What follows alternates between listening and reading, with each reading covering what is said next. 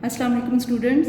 आज हमने मज़ामीन के बारे में पढ़ना है। पहले भी आप 3 मज़मून याद कर चुके हैं। अब जो हमारा है मज़मून वो है मोहसिन इंसानियत सल्लल्लाहु अलैहि वसल्लम, यानी हजूर पाक सल्लल्लाहु अलैहि वसल्लम की ज़िंदगी के बारे में आपने लिखना है कि किस तरह वो इस दुनिया में लोगों के लिए रहमत बनकर आए और किस तरह उन्होंने लोगों के साथ एहसान किया और उनको सीधा रास्ता दिखाया, भलाई का रास्ता दिखाया, और लोग जो गफलत में डूबे हुए थे वो सारे किस तरह उनके रास्ते पर चलते हुए अपनी दुनिया और आखिरत संवार रहे हैं। उनकी ज़िंदगी से आपने ऐसे हालातों वाक़यात बयान करने हैं जिनसे इस चीज़ का पता चले कि किस तरह से वो सिर्फ मुसलमानों के लिए एहसान करने वाले बनकर नहीं आए, बल्कि काफिरों के साथ भी उनका सलूक जो था वो इसी तरह एहसान करने वाला था।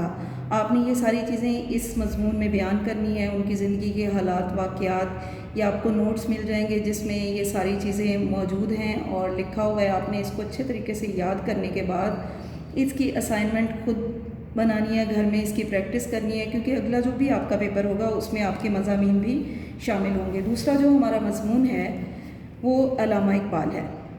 अल्लामा इकबाल जो है उनकी शख्सियत किसी तारुफ़ की मोहताज नहीं है। वो हमारे कौमी शायर हैं और उनकी ज़िंदगी के बारे में, जो उनके हालात ज़िंदगी थे, आपने तारुफ़ में ये सारी चीज़ें बयान करनी है। वो कब पैदा हुए, कहाँ पैदा हुए, ये सारी चीज़ें बयान करने के बाद तालीम किस तरह से हासिल की, उनके वालिदैन के बारे में, उनके ख़ानदान के बारे में, ये सब कुछ लिखने के बाद किस तरह वो पाकिस्तान की जद्दोजहद में पेश रहे। उनके ज़िंदा रहते हुए पाकिस्तान तो हासिल नहीं हुआ, लेकिन वो अपने तक कोशिशें करते हुए इस दुनिया से चले गए।